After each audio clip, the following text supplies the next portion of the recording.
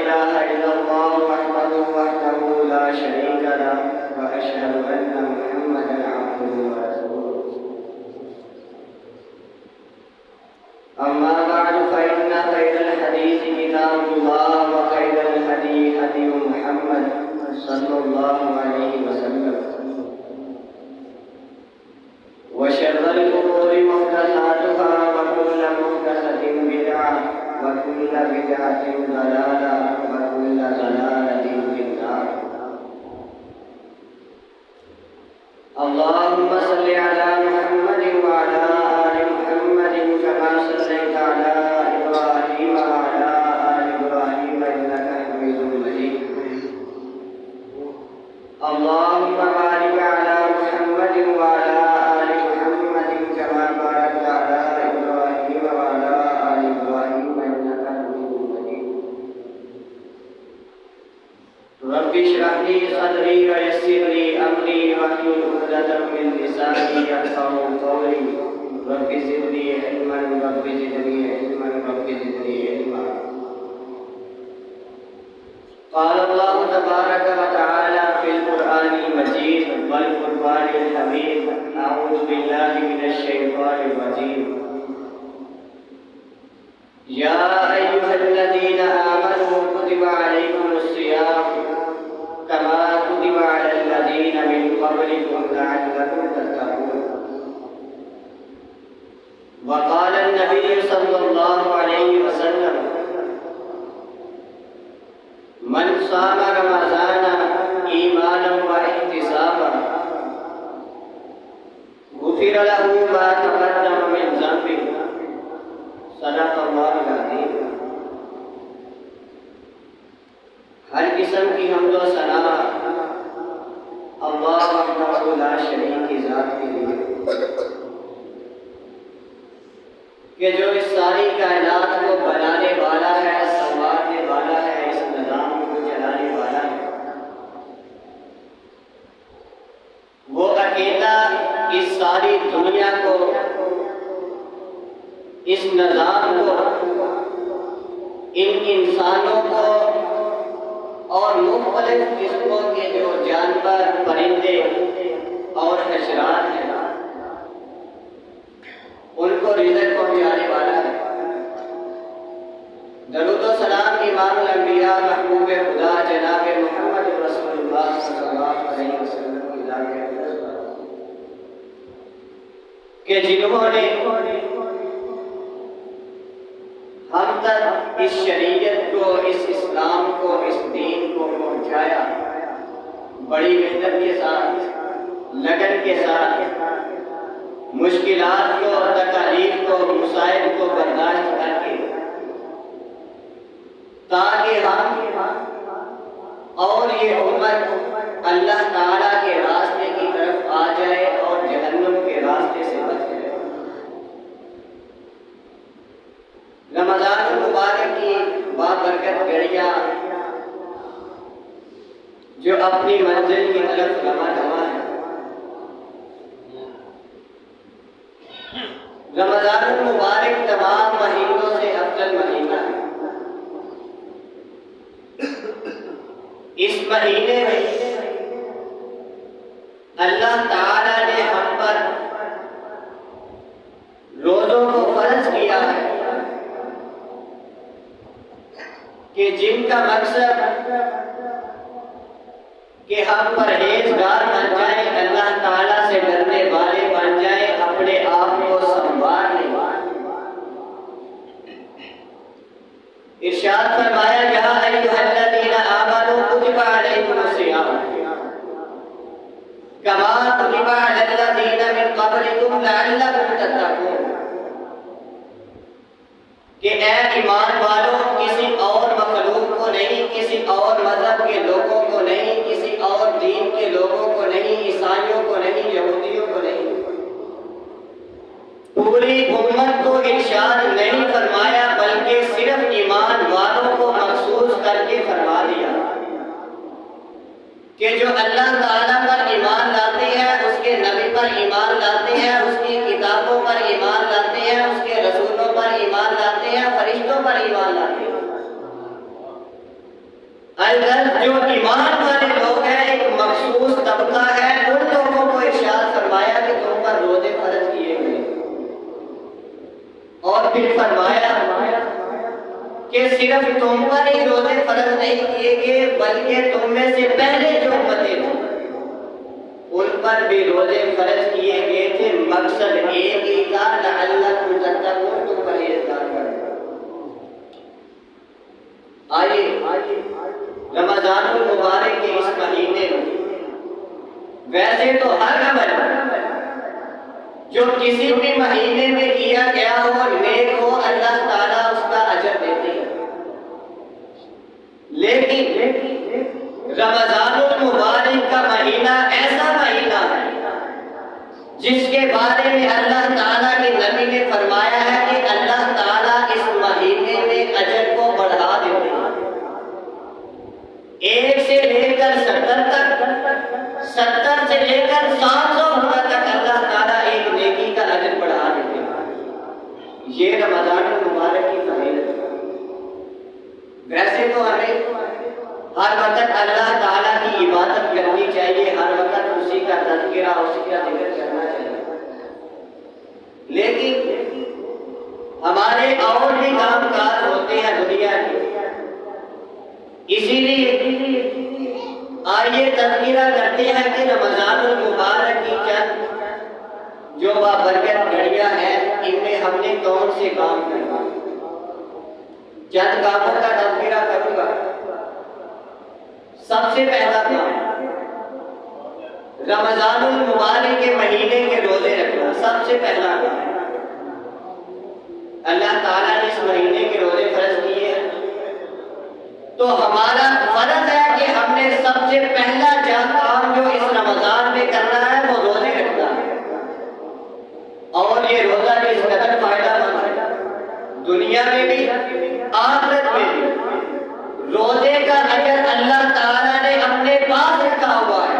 اللہ تعالیٰ فرشتوں کو حکم دے دیتے ہیں کہ تم نے فلاں نیکی کا اتنا اجر ہے، اتنا لکھ دینا، فلاں عمل ہے اس کا اتنا اجر ہے، فرشتوں کو حکم ہے کہ لکھ دو۔ لیکن جب رمضان المبارک کے روزوں کی بات آتی ہے تو اللہ تعالیٰ کہتے ہیں روزوں والا کھانا چھوڑ دینا ہے، اس کا اجر نہ خود ملنا۔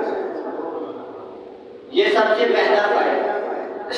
اسی طرح دنیاوی لحاظ سے اس کا فائدہ، آج دنیا کی تاریخ میں سائنسدان اس بات کا اقرار کر چکے ہیں، تحقیق کر چکے ہیں کہ رمضان المبارک کے روزے رکھنے والا شخص پورے 11 مہینے کھانے والا پینے والا جب رمضان المبارک کے مہینے میں کھانے پینے سے سارا دن پرہیز کرتا ہے تو اس کے جسم میں جتنے بھی فضول مادے ہوتے ہیں جو اس کے جسم کو نقصان پہنچاتے ہیں اس روزے کی وجہ سے دور ہو جاتے ہیں۔ بہت سی ایسی برائیاں جسمانی، بہت سی ایسی تکالیف، بہت سی ایسی پریشانیاں جو انسانی جسم میں رونما ہوتی ہیں اس روزے کی وجہ سے ختم ہو جاتی ہیں، اور بہت سی کینسر جیسی بیماریاں جو روزے رکھنے والا ہے لگاتار رمضان المبارک کے علاوہ بھی جو روزے رکھنے والا ہے لگاتار کینسر کی بیماریوں جیسے محفوظ رہتا ہے، کینسر کی بیماری بھی اس کو حملہ نہیں کرتا۔ تو رمضان المبارک کا جو پہلا کام کرنا ہے وہ روزہ رکھنا ہے۔ اللہ تعالیٰ کے نبی نے ارشاد فرمایا جو شخص روزہ رکھتا ہے، رمضان المبارک کے روزے رکھتا ہے، کل قیامت کا دن ہوگا جب اللہ تعالیٰ کی عدالت لگی ہوگی، ہر طرف نفسا نفسی کا عالم ہوگا، قیامت کا دن ہوگا، وہ دن ہوگا جس کے بارے میں اللہ تعالیٰ نے قرآن میں ارشاد فرمایا وَاتَّقُوا يَوْمًا لَا تَجْزِي نَفْسٌ عَن نَفْسٍ شَيْئًا وَلَا يُقْبَلُ مِنْهَا شَفَاعَةٌ وَلَا يُؤْخَذُ مِنْهَا عَدْلٌ، کہ قیامت کا دن ہوگا، ایسا دن ہوگا کہ اپنا عزیز بھی جو ہے وہ کام نہیں کرے، اپنا رشتے دار، اپنے ماں باپ، بھائی بہن، بیٹے، عزیز و اقارب، قیامت کا دن اتنی سختی والا کہ اپنے تمام جو دنیا کے رشتے ہیں وہ بھی منہ موڑ دیں۔ فرمایا کوئی جان کسی جان کے کام نہیں آئے گی، کوئی سفارش اس دن قبول نہیں کی جائے گی، اس دن صرف ہوگا تو انصاف ہوگا۔ اسی طرح فرمایا من ذا الذی یشفع عنده الا باذنہ، کہ قیامت کے دن کون اللہ تعالیٰ کے ہاں سفارش کرے گا؟ ہے کسی کو اجازت؟ اسی طرح فرمایا یوم یقوم الروح والملائکۃ صفا لا یتکلمون الا من اذن له الرحمن وقال صوابا، قیامت کا دن ایسا دن ہے کہ جبرائیل علیہ السلام والسلام، میکائیل علیہ السلام والسلام، اسرافیل علیہ السلام والسلام، الغرض اللہ تعالیٰ کے جتنے فرشتے ہیں تمام کے تمام فرشتے اللہ تعالیٰ کے سامنے صف بندی کر کے کھڑے ہوں گے، کسی کو بولنے کی اجازت نہیں ہوگی۔ وہ قیامت اس قیامت کے دن جب اللہ تعالیٰ نامہ اعمال کو تول رہے ہوں گے، پلڑے باری ہوں گے یا کم ہوں گے، یہ فیصلہ ہو رہا ہوگا۔ اس وقت جو دنیا میں روزے داروں نے روزہ رکھا ہوگا اللہ تعالیٰ کی خاطر دکھلاوے کے لیے نہیں، دکھلاوے کا کوئی عمل اللہ تعالیٰ کے ہاں قبول نہیں ہے، نیت صرف اللہ تعالیٰ کو راضی کرنے، خالص اللہ تعالیٰ کی۔ جس نے روزہ رکھا ہوگا، رمضان کے روزے رکھے ہوں، وہ روزہ کل قیامت کے دن اللہ تعالیٰ کے سامنے پیش ہو جائے گا۔ نبی نے فرمایا روزہ سفارش کے لیے اللہ تعالیٰ کے سامنے پیش ہو جائے گا، آ کر کہے گا اے اللہ تیری خاطر اس نے سارا دن کھانا چھوڑا، پینا چھوڑا، بری باتیں چھوڑی، فضول باتیں چھوڑی، کسی سے لڑائی جھگڑا نہیں کیا، مقصد ایک ہی تھا کہ تجھے راضی کرنا۔ آج میں تیرے سامنے اس بندے کی سفارش کرتا ہوں، اس کو جنت عطا کر دے۔ اللہ تعالیٰ کے نبی نے فرمایا اللہ تعالیٰ اس روزے کی سفارش کو قبول کر کے روزے دار کو جنت میں ڈالتا۔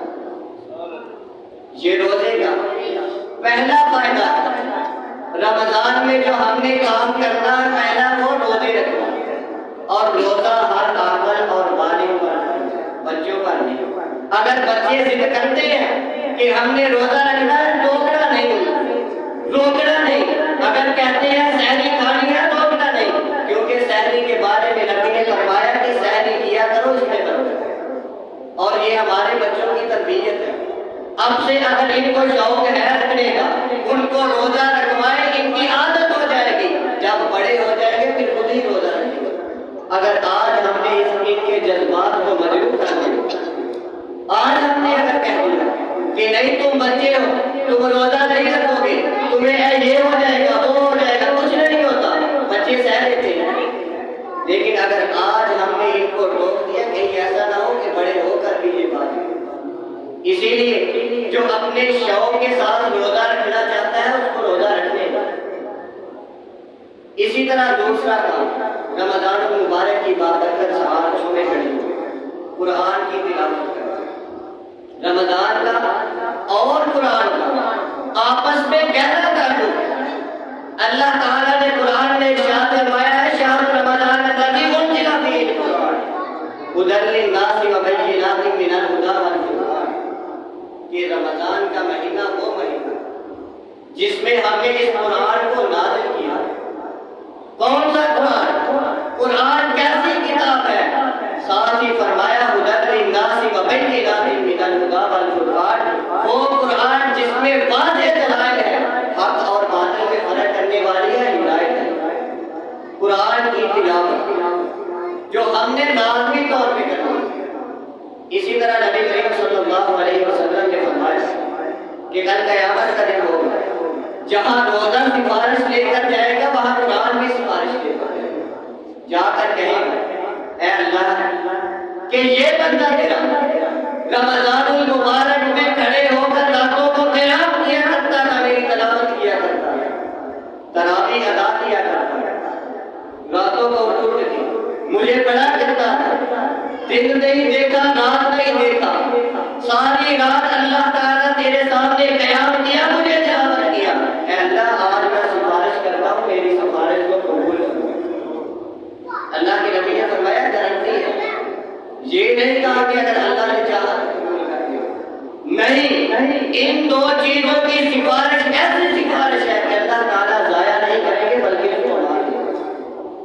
اور پھر تلاوت ایسے نہیں کرنی کہ کچھ پتہ نہ ہو. اور یہ بات یاد رکھیں، اگر قرآن کی تلاوت آپ کرتے ہیں اچھی بات ہے، کرنی چاہیے، لیکن اگر اس کو سمجھ کر پڑھنے کی کوشش کریں گے تو زیادہ فائدہ، کیونکہ اللہ تعالیٰ نے اس میں احکام نازل کیے ہیں، مسائل ہیں. اور قرآن صرف ایک کتاب نہیں ہے، یا اس کا فائدہ صرف قیامت کو نہیں ہے کہ تلاوت کر لیا اللہ تعالیٰ نے اجر لکھ دیا، کہ یہ ہم نے ہمارے علماء کرام نے بتلایا ہے. نبی کی حدیث بھی ہے کہ ایک لفظ پڑھنے سے، ایک حرف پڑھنے سے 10 نیکیاں ملتی ہیں. آج ہمارا ذہن ہی اس طرف لگا دیا کہ ہم نیکیوں کے علاوہ سوچتے ہی نہیں. یہ ہماری بہت بڑی کمزوری ہے. میں ایسا نہیں کہتا کہ قرآن کی تلاوت کرنا یا نبی کی جو یہ حدیث پیش کرتے ہیں معاذ اللہ یہ کوئی غلط بات ہے، نہیں، بلکہ ہم نے اپنا ذہن ہی ایسا بنا دیا کہ ہمارا اجر کی سب آگے کو جاتا ہی نہیں ہمارا. بس اجر کہ قرآن کی تلاوت کی ثواب مل گیا، نہیں. اللہ کے بندوں، قرآن ایسی کتاب ہے جس میں اللہ تعالیٰ نے پوری دنیا کے ضابطے اکٹھے کر دیے. دنیا کا پورا نظام، اٹھنا بیٹھنا سونا چلنا، ریاضی، فزکس، کیمسٹری، سائنس کے جتنے بھی علوم ہیں تمام کے تمام اللہ تعالیٰ نے اس کتاب میں اکٹھے کر دیے. اسی طرح قرآن کو اللہ تعالیٰ نے شفا بھی قرار دیا. وَنُنَزِّلُ مِنَ الْقُرْآنِ مَا هُوَ شِفَاءٌ وَرَحْمَةٌ لِّلْمُؤْمِنِينَ. ہم نے کبھی اس کو شفا سمجھ کے پڑھا؟ ہمیں پتہ ہی نہیں. ہمیں بیماری آتی ہے ہم ڈاکٹر کی طرف تو چلے جائیں گے، لیکن یہ نہیں معلوم کہ اللہ نے قرآن میں بھی شفا ہے. اسی طرح سورۃ الفاتحہ، یہ تمام کی تمام سورت جو ہے 7-8 جو آیات ہے اللہ تعالیٰ نے اس کو شفا قرار دیا. اللہ کے نبی نے فرمایا اور صحابہ سے ثابت ہے کہ ایک شخص کو بچھو لڑ گیا، ڈنگ مارا، وہ علاج کے لیے صحابی کے پاس آتے ہیں. صحابی نے سورۃ الفاتحہ پڑھ کے دم کیا، اس جگہ پر لعاب درد لگایا، اللہ تعالیٰ نے شفا دے دی. آج ہماری کمزوری یہ ہے کہ ہم نے دین کو دین نہیں سمجھا بلکہ نیکیوں کا ذریعہ بنا لیا.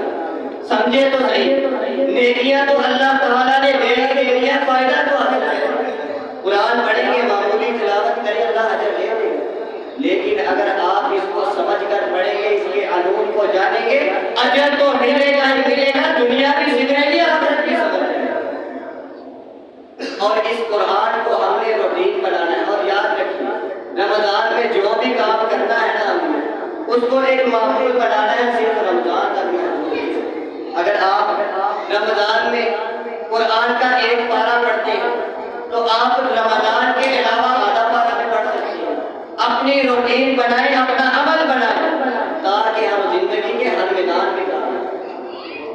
اور اللہ تعالیٰ نے یہی تو فرمایا ہے کہ اس قرآن کی وجہ سے اللہ تعالیٰ قوموں کو عزت دیتا ہے، اس کی وجہ سے ذلت دیتا ہے. تو آج ہمارا مقدر ذلت کا اسی لیے بنا ہے کہ ہم نے تعلیمات کو نہیں سمجھا. ہم نے صرف قرآن کو ایک کتاب سمجھ کر تلاوت کی، ثواب لے لیا بس. کسی نے نہیں سوچا اس کی تعلیمات کیا ہے، اس میں بیان کیا ہوا ہے. اور یہی وجہ ہے ہم دنیا کے ہر میدان کے پیچھے.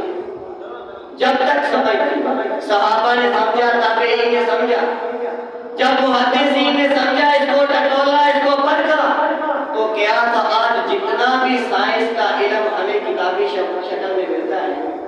آپ ڈاکٹری کے آلات، انجینئرنگ، دنیا کا کوئی بھی سائنٹیفک شعبہ آپ اس کی ہسٹری پڑھ کر دیکھ لیجیے، اس کے پیچھے آپ کو مسلمان سائنسدان ملے گا.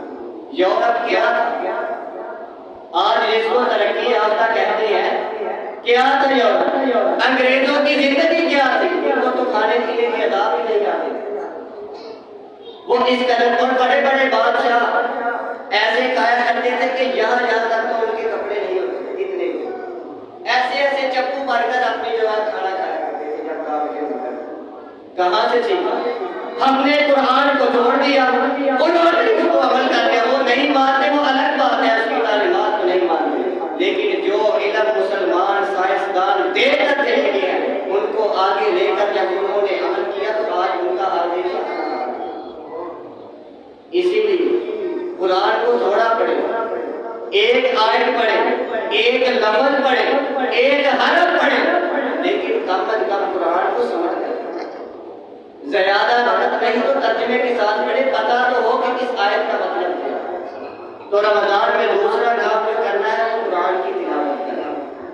اسی طرح تیسرا کام توبہ استغفار کرنا، اور یہ ایسی چیز ہے، توبہ استغفار ایسی چیز ہے کہ جتنی آپ کی مشکلات ہیں، جتنی آپ کی حاجات ہیں، اگر آپ کو کسی سے کوئی ضرورت ہے، اللہ تعالیٰ سے ضرورت ہے، دنیاوی لحاظ سے یا آخری اخروی لحاظ سے، آپ استغفار کریں کر کے دیکھیں، آپ کو وہ نتائج حاصل ہوں گے کہ آپ نے کبھی دیکھے بھی نہیں ہوگی، سنے بھی نہیں ہوگی۔ استغفار اللہ تعالیٰ قرآن میں 29ویں پارے میں سورہ نوح میں ارشاد فرماتے ہیں، فَقُلْتُ اسْتَغْفِرُوا رَبَّكُمْ إِنَّهُ كَانَ غَفَّارًا يُرْسِلِ السَّمَاءَ عَلَيْكُمْ مِدْرَارًا وَيُمْدِدْكُمْ بِأَمْوَالٍ وَبَنِينَ وَيَجْعَلْ لَكُمْ جَنَّاتٍ وَيَجْعَلْ لَكُمْ أَنْهَارًا۔ تم استغفار کرو تو صحیح، اللہ تعالیٰ سے توبہ کرو تو صحیح، اس سے اپنے گناہوں کی معافی مانگو تو صحیح۔ اللہ تعالیٰ کہتے ہیں فَقُلْتُ اسْتَغْفِرُوا رَبَّكُمْ إِنَّهُ كَانَ غَفَّارًا، اللہ تعالیٰ سے استغفار کرو، توبہ کرو، اللہ معاف کرے گا۔ یُرْسِلِ السَّمَاءَ عَلَيْكُمْ مِدْرَارًا، اللہ تعالیٰ آسمان سے بارشیں بھیجے گا۔ وَيُمْدِدْكُمْ بِأَمْوَالٍ وَبَنِينَ، اللہ تعالیٰ تمہیں بیٹے بھی دے گا، تمہیں مال بھی دے گا۔ کوئی لمبا چوڑا کام نہیں بتلایا، صرف ایک استغفار کی وجہ سے اللہ تعالیٰ کہہ رہے ہیں کہ اللہ تعالیٰ بارشیں بھی نازل کرے گا، تم کو بیٹے بیٹیاں بھی دے گا، اولاد بھی دے گا، اور فرمایا تمہیں دنیا کا مال بھی دے گا۔ آج ہماری پریشانی کیا ہے؟ جسے دیکھو رزق کی تنگی، جسے دیکھو گھر کے حالات خراب ہیں، جسے پوچھو بستی میرے برے حالات ہیں، جس سے پوچھو فلاں پریشانی ہے، گھریلو جھگڑے ہمارے جان نہیں چھوڑتے، میاں بیوی کے جھگڑے، اولاد پریشان ہے، اولاد بگڑ گئی ہے۔ مسئلہ صرف یہی ہے کہ ہم نے استغفار کو استغفار سمجھا ہے۔ روایتی طور پہ ہم ذکر کر لیتے ہیں اور یہی ہماری کمزوری ہے، حقیقت بات یہی ہماری کمزوری ہے کہ ہم جو بھی کوئی کام کرتے ہیں وہ صرف ثواب کے لیے، حالانکہ ثواب ہے، ہر نیکی کا ثواب ہے، ہر عمل کا ثواب ہے جو نیک عمل ہے، لیکن ذرا غور کرو رزق کی تنگی کس وجہ سے آتی ہے؟ اللہ تعالیٰ کے نبی نے فرمایا ہے کہ رزق کی تنگی تو ہوگی جب انسان گناہوں میں لگ دے گا، رزق کی تنگی تو ہوگی۔ بہت سے ایسے گناہ ہیں جن کی وجہ سے رزق تنگ کر دیا جاتا ہے۔ ہم استغفر اللہ کو صرف اس لیے پڑھتے ہیں، ہمارا ذہن کہیں اور ہوتا ہے، ہم سوچتے کہ ہماری زبان سے استغفار نکلتا ہے، لیکن ہمارا ذہن دنیاوی کاموں کی طرف، ہم نماز میں بھی آتے ہیں تو ہمارا ذہن دنیا کی طرف، گھر میں کوئی کام رہ گیا وہ جا کے کرنا ہے، میں نے جانا ہے جانوروں کو چارہ ڈالنا ہے، میرا فلاں کام پینڈنگ پہ پڑا ہے، میں نے وہ کرنا ہے۔ ہم اللہ تعالیٰ کے دربار میں بھی آتے ہیں تو اپنے بتوں کو توڑ کے نہیں آتے، اپنی خواہشوں کو توڑ کے نہیں آتے، تمام کی تمام خواہشیں اپنے ساتھ لے کر آتے ہیں، پھر کہتے ہیں ہمیں فرق نہیں پڑے۔ کیسے فرق پڑے؟ کیسے اللہ تمہاری مدد کرے؟ تم نے اللہ تعالیٰ کے بتائے ہوئے احکام کو چھوڑ کر تم نے یہ سمجھ لیا کہ اللہ تمہاری مدد کرے۔ اللہ کی طرف آؤ تو صحیح، کبھی اللہ کو سمجھو تو صحیح، کبھی اللہ کے احکامات پر پورا کرنے کی کوشش تو کرو، کبھی دین کو سمجھنے کی کوشش تو کرو، پھر دیکھو دین کی بہانے کیسا ہے۔ اور ہمارا مسئلہ کیا ہے کہ ہم جب کوئی وظیفہ، کوئی وظائف، کوئی ذکر اللہ تعالیٰ کا کرتے ہیں تو ہماری سوچ ہوتی ہے دنیاوی۔ مثال کے طور نبی کریم صلی اللہ علیہ وسلم نے اگر کوئی وظیفہ بتلایا ہے تو اس میں ہے کہ اس کی وجہ سے دل کشادہ ہو جائے۔ بہت سے ایسے وظیفے کہ اللہ تعالیٰ رزق کی تنگی دور کر دے۔ اب ہمارا مسئلہ یہ ہے، اللہ کے نبی نے تو بتلا دیا کہ رزق کی تنگی دور ہوگی، لیکن یہ ہم نے کبھی غور نہیں کیا کہ اس میں ایسی کیا چیز ہے جس کی وجہ سے رزق کی تنگی دور ہوگی۔ ہم صرف دنیاوی وجہ لحاظ سے دنیا کی بات پڑھتے رہیں گے استغفراللہ کہ کسی طرح دنیا حاصل ہوتا ہے، یہ نہیں سوچیں گے، ہماری نیت یہ نہیں ہوگی کہ دین پر عمل کر رہے ہیں، نبی کے فرمان پر عمل کر رہے ہیں، اس فرمان کی وجہ سے ہمارے اندر تبدیلی آئے گی تو اللہ تعالیٰ زندگی دور کرے گا۔ اور جب ہم یہی وظائف دنیا کی باتیں کرتے ہیں تو پھر دین تو ہاتھ سے جاتا ہی جاتا ہے، یہ وظائف دنیا میں بھی ہوتا ہے، پھر دین تو جاتا ہی جاتا ہے، دنیا بھی برباد کر دیتی ہے۔ ہم نے کبھی سمجھنے کی کوشش ہی نہیں کی کہ اس کے پیچھے ایسی کیا وجہ ہے جس کی وجہ سے جو زندگی دور ہو رہی ہے، اللہ تعالیٰ ہمارے اوپر رحم کرے۔ تو رمضان میں تیسرا کام جو کرنا ہے وہ ہے استغفار کرنا۔ چوتھا کام تمام قسم کی فضولیات سے بچنا۔ یہ سب سے اہم کام ہے روزہ رکھنے کے بعد۔ قرآن کی تلاوت اگر آج چھوٹ گئی یا کسی مصروفیت کی وجہ سے کوئی بات نہیں، آپ کل کر، لیکن روزہ رکھنے کے بعد آپ کی زبان آپ کے کنٹرول میں نہیں ہے تو روزے کا کوئی فائدہ نہیں۔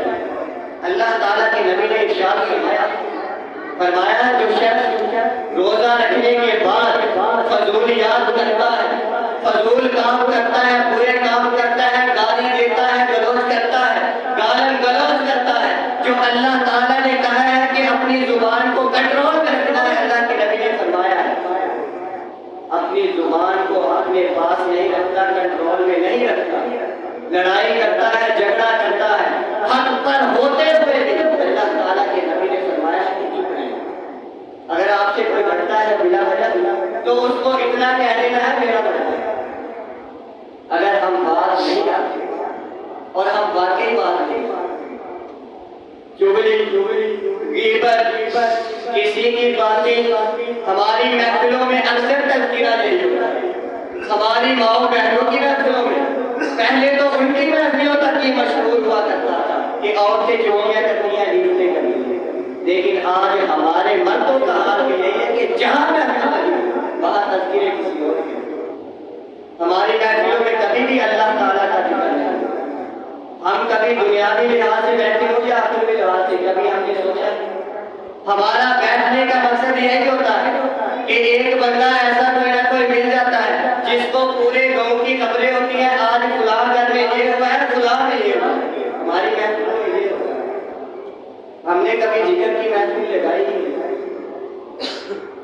اللہ تعالیٰ کے نبی نے ارشاد فرمایا جو شخص روزہ رکھنے کے بعد فضول کاموں سے نہیں بچتا، اپنی زبان کو کنٹرول نہیں کرتا، غیبت کرنے سے، چغلی کرنے سے، گالن گلوچ کرنے سے باہر نہیں آتا، اللہ تعالیٰ کو اس کے روزے کی کوئی ضرورت نہیں۔ اور فرمایا ایسے بھی لوگ ہیں سارا دن بھوک اور پیاس برداشت کرتے ہیں لیکن ان کو کوئی فائدہ نہیں ہوگا، یہ صرف بھوک اور پیاس ہی برداشت کرتے ہیں، روزہ ضائع ہے۔ اسی لیے اپنی محفلوں کو پاک کریں، اپنی زبانوں کو پاک کریں، اپنے ہاتھوں کو روکیں۔ اللہ تعالیٰ کے نبی نے فرمایا ہے کہ بہتر مسلمان ہوا جس کے ہاتھ اور زبان سے دوسرے مسلمان ہوئے۔ آج ہماری زبانوں سے کتنے مسلمان ہوئے، ہمارے ہاتھوں سے کتنے مسلمان ہوئے، ہم نے کبھی غور کیا؟ ہم تو جاتے جاتے کسی کو ایسا تانا مار دیتے ہیں کہ وہ مہینہ 2 مہینے پریشان ہے، وہ سوچتا رہتا ہے کہ یار اس کے کیا بات ہے، ہمیں ایسا نہیں ہوتا، ہم تو بازار معمول کسی بات ہوتی ہے لیکن ایک ہمارا چھوٹا سا جملہ اگلے کو اندر تک ہو گیا۔ اسی لیے آئیے رمضان میں اس کو تربیت کے طور پر کہ اپنی زبان کو جس طرح رمضان میں لینا ہے، جس طرح رمضان میں کنٹرول کرنا ہے، باقی 11 مہینے میں اسی طرح رمضان کا آخری کام، ویسے تو ہر کام افضل ہے دنیا میں، لیکن میں نے چند مشہور اور بڑے بڑے کام بتائے۔ آخری اور 5واں کام دعا کرنا۔ رمضان کی بابرکت گھڑیوں میں، بابرکت مہینوں میں کثرت کے ساتھ دعا کرنا۔ دعا کا کوئی بھی وقت مقرر نہیں ہے کہ فلاں وقت میں دعا کریں، فلاں جہاں بیٹھے ہیں، تنہائی میں بیٹھے ہیں، محفل میں بیٹھے ہیں، ہاتھ اٹھائیں نہ اٹھائیں، زبان سے کلمات کہیں، اللہ تعالیٰ سننے والا ہے۔ دعا کے بارے میں نبی کریم صلی اللہ علیہ وسلم نے فرمایا دعا افضل العبادۃ، الدعاء هو العبادہ، الدعاء هو العبادہ۔ اللہ تعالیٰ نے تین چیزیں بیان فرمائی کہ دعا فضیلت والی ہے، سب سے فضیلت والی عبادت دعا ہے، دعا ہی عبادت ہے، اور دعا عبادت کا مرکز ہے۔ جس طرح اس پورے جسم کو دماغ کنٹرول کرتا ہے اور دماغ میں جو مرض ہے وہ کنٹرول کرتا ہے، ہر بری چیز کا ہر اچھی چیز کا فرق انسان کو بتلاتا ہے، یہی دعا ہے کہ ہر بری اور اچھی چیز سے روک دیتی ہے۔ اور اللہ تعالیٰ کے نبی نے فرمایا کہ تقدیر کو ڈالنے والی اور کوئی چیز اتنی بہتر نہیں جتنی دعا ہے۔ کثرت کے ساتھ دعا ہے، جتنی بھی تم آپ کی مشکلات بلا جھجک، شرمانا نہیں، جائز خواہشات ہے، کوئی بھی خواہش ہے لیکن ہونی جائز چاہیے اللہ تعالیٰ کے سامنے، شرمائے نہیں، یہ نہ سوچیں کہ اللہ تعالیٰ سے میں یہ مانگ رہا ہوں یہ بڑی چیز ہے، میں اللہ تعالیٰ سے گاڑی مانگ رہا ہوں یہ تو بہت بڑی چیز ہے، میں اللہ تعالیٰ سے اتنے پیسے مانگ رہا ہوں اتنی میری حیثیت ہی نہیں۔ اپنی حیثیت کے مطابق نہیں مانگنا بلکہ اللہ کی حیثیت کے مطابق، اس کے خزانوں میں کمی نہیں ہے۔ تو رمضان کے جو 5 کام بتائے ہیں، سب سے پہلا کام روزے رکھنا، دوسرا کام قرآن کی تلاوت کرنا، تیسرا کام استغفار کرنا، چوتھا بری باتوں سے فضولیات سے محفوظ رہنا، پانچواں دعا کرنا۔ یہ 5 کام رمضان میں تو ہم نے کرنے ہی کرنے ہیں۔ میں پھر کہہ رہا ہوں اس رمضان کو جو گزر گیا آئیے اس رمضان کو تربیت کے طور پر لیتے ہیں کہ جو اللہ تعالیٰ نے اس رمضان کو بھیجا ہے ان کے تمام کام، ان میں کرنے والی عبادات جو ہم کرتے ہیں، نماز وقت پر پڑھنا، زکات دینا، روزہ رکھنا، تمام کام جو ہم کرتے ہیں اس کو تربیت کے طور پر لیں، اس تربیت کو آگے لے کر اسی طرح ہم رمضان گزارتے ہیں، باقی 11 مہینے گزارے، پھر جا کر نبی کریم صلی اللہ علیہ وسلم کا یہ فرمان پورا ہوتا ہے، من صام رمضان ایمانا و احتسابا غفر له ما تقدم من ذنبہ، کہ ایمان کی حالت میں رمضان کے روزے اس نیت سے رکھنے ہیں اپنے اندر تبدیلی لانے کے لیے، اپنے آپ کو چینج کرنے کے لیے۔ جب ہم اپنے آپ کو بدلیں گے، اپنے آپ کو چینج کریں گے، پھر جا کر اس حدیث کا اگلا مطلب پورا ہوگا، غفر له ما تقدم من ذنبہ۔ اگر ہم غفر له ما تقدم من ذنبہ کو غور کرتے ہوئے، اس پر نظر رکھتے ہوئے، پچھلا کام جو احتساب والا اللہ تعالیٰ کے نبی نے بتلایا ہے وہ چھوڑ دیں گے، پچھلا چھوڑنے کی وجہ سے اگلا بھی پورا نہیں ہوگا۔ اللہ تعالیٰ سے دعا ہے اللہ مجھے اور آپ کو بھی سچے دل کے ساتھ اللہ تعالیٰ کو راضی رکھنے کی نیت سے یہ تمام کام جو اللہ تعالیٰ کی خوبصورتی والے ہیں مجھے اور آپ کو کرنے کی توفیق عطا فرمائے۔ باقی دعوانا